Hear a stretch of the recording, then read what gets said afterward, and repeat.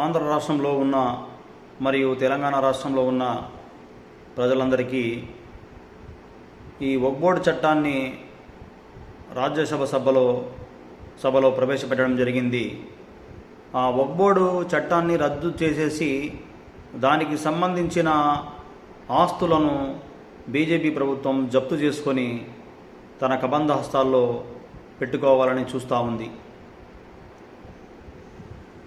మనము ఈ భారతదేశంలో చూసుకుంటే రైల్వే తర్వాత అంతే విలువగల ఆస్తి ఏదైనా ఉందంటే అది వక్ఫ్ బోర్డు ప్రాపర్టీసే. దానికి అన్ని ఆస్తులు ఉన్నాయన్నమాట. ఇప్పుడు ఏం జరుగుతుందంటే 1948లో సంస్థానాలు అంటే సర్దార్ వల్లభాయ్ పటేల్ సంస్థానాలు విలీనం చేస్తూ ఉన్నప్పుడు కొంతమంది నవాబులు ఇలాంటి సిచ్యువేషన్ వస్తుందని చెప్పేసి ఒక ఇన్స్టిట్యూషన్ ఇచ్చి ఆ ఇన్స్టిట్యూషన్లో మంచి సద్గుణాలు కలిగిన వ్యక్తులను ప్రతి ఇన్స్టిట్యూషన్కి ప్రతి పీర్ల చావడి అని చెప్పేసి మసీదు అని చెప్పేసి ఆ ప్రాపర్టీస్ను సమాజంలో మంచి వ్యక్తులు దాని ప్రతిఫలాలు సమాజంలో అందరికీ ముస్లిం సమాజం అందరికీ అందజేయాలనే ఉద్దేశంతో ఆ ప్రాపర్టీస్ అని చెప్పేసి వక్ఫ్ బోర్డుకి రాసి ఇవ్వడం జరిగింది. తర్వాత ఏమైందంటే ఎవరైతే ఆ ఆస్తుల వక్ఫ్ బోర్డు ఆస్తుల పర్యవేక్షణ చేస్తూ ఉన్నారో అంటే ఆషుర్ ఖానాలు కానివ్వండి, తర్వాత మసీదులు కానివ్వండి, ఆ ఆస్తులు పర్యవేక్షణ చేస్తూ ఉన్నారు.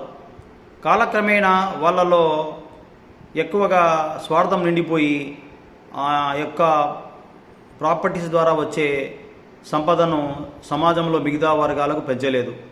అలా కాలక్రమేణా అది ఏమైందంటే మారుతూ అది అనువంశిక ప్రాపర్టీగా అయిపోయింది.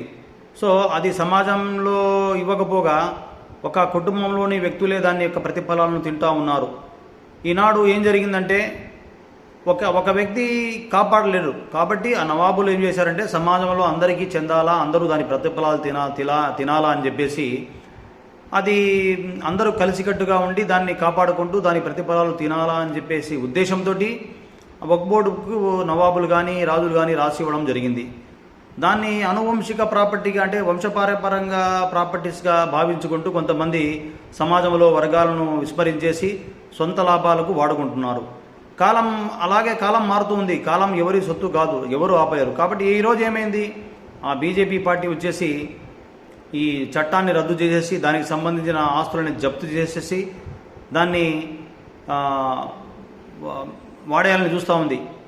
ఈరోజు ఇది వంశపారంపర్యంగా మీరు భావించిన ప్రాపర్టీ కాబట్టి వాళ్ళు భయపడి ముందుకు రావట్లేదు. అందులో సమాజంలో మిగతా ముస్లిం సమాజంలో ఉన్న మిగతా వ్యక్తులు కూడా మీకు తోడ్పాటు అందించారు. ఎందుకంటే మీరు ఆనాడు దానికి అనువంశిక ప్రాపర్టీగా ఫీల్ అయిపోయి మీరే ఎంజాయ్ చేసి దాని ప్రతిఫలాలు ఎవరికి ఇవ్వకుండా మీ సొత్తుగా భావించినారు. కాబట్టి ఇప్పటికైనా మించిపోయింది లేదు.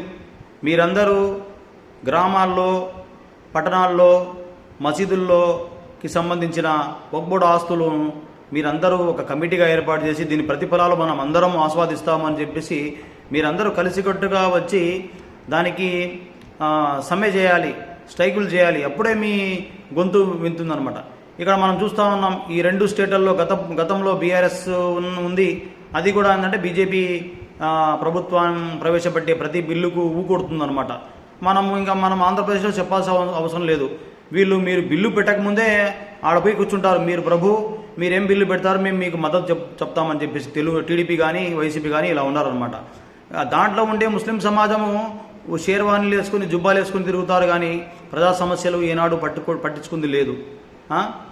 కానీ దానికి పోగా మా నాయకుడు జై అంటున్నారు. ఇప్పుడు వెళ్ళండి, ముస్లిం సమాజానికి ఈ విధంగా ఒక పెద్ద విపత్తు సంభవించింది. మీరు వెళ్ళి మీ సీఎంను కానీ గతంలో ప్రతిపక్ష పార్టీగా అంటే టీడీపీ లీడర్స్ కానీ వైసీపీ లీడర్స్ కానీ ఎవరైనా వస్తారా? మిమ్మల్ని ఎవరు పట్టించుకోరు. మీ ఓటు వరకే మిమ్మల్ని వాడతారన్నమాట, తర్వాత పట్టించుకోరు. కాబట్టి మీ సమస్యలను ఇప్పటికైనా మించిపోయింది లేదు. మీరు అందరూ కలిసికట్టుగా ఉండాలా.